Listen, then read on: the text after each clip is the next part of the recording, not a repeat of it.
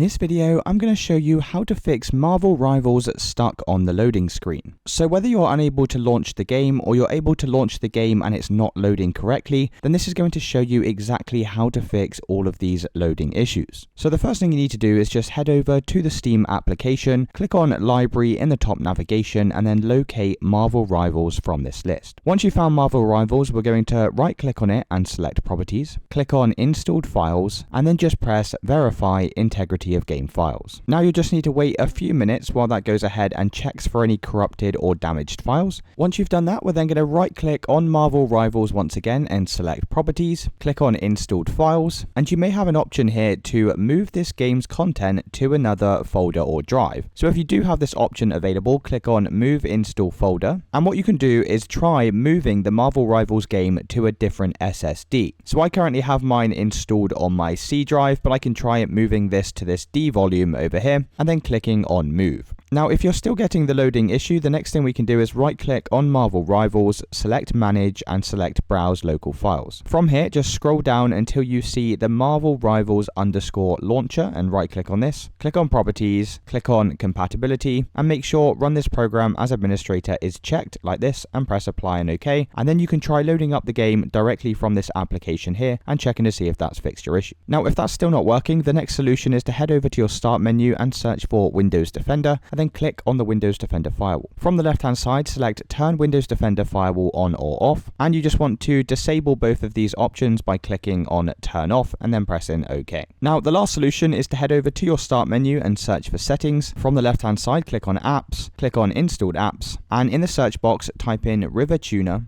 And if you have the application called River Tuner installed on your computer, then this can actually cause compatibility issues with Marvel Rivals. So you can actually try uninstalling this and that should fix any issues you're getting. And it's as simple as that, guys. If you did find this video helpful, then let me know in the comments and I'll see you in the next one.